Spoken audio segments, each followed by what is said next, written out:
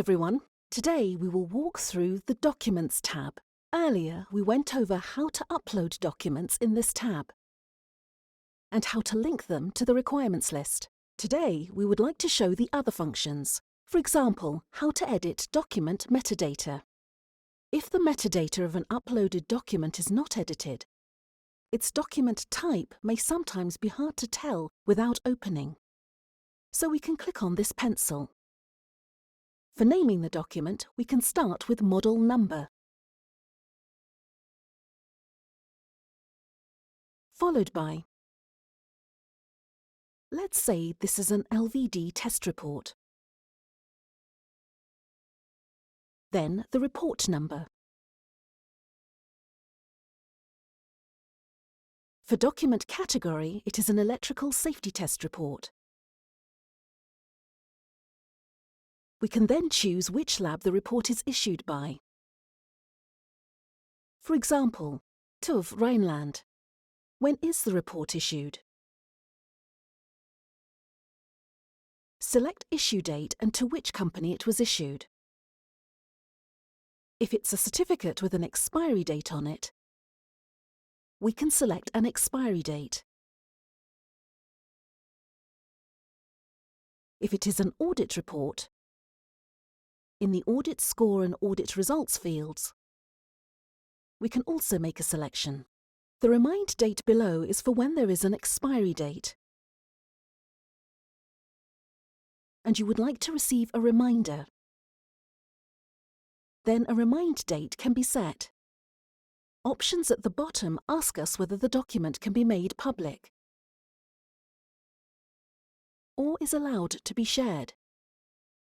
Make a selection here if necessary.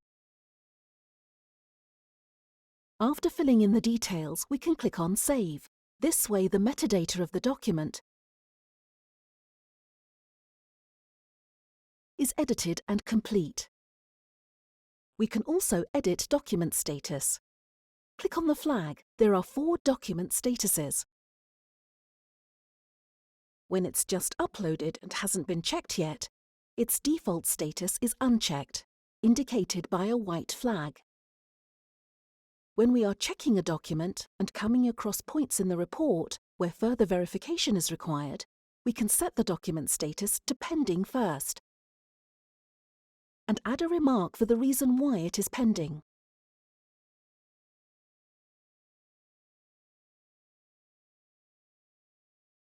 Checked. When we find a document to be in perfect order and link it to matching requirements, the document status will automatically become checked.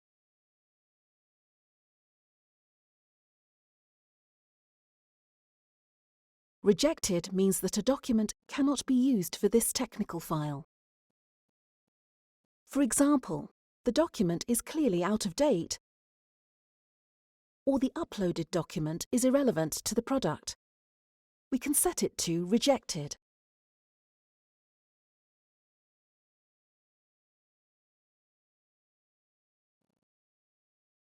By default, no email notification will be sent to the person who uploaded it. We can provide feedback to the uploader after everything has been checked. Finally, click on Save, so the status of the document as well as remarks are saved. If we find an error in an updated document, we can also click on the red cross to delete this document.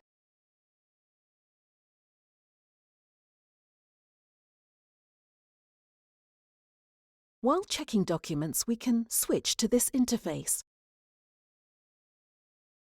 to edit the metadata and status of a document. It can be more convenient in this interface if we find that a particular document can also be used for other technical files. We can copy this document to clipboard.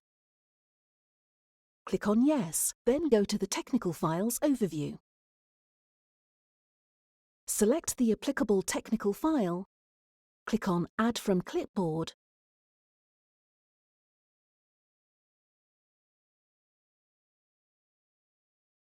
Click on Execute, then Yes.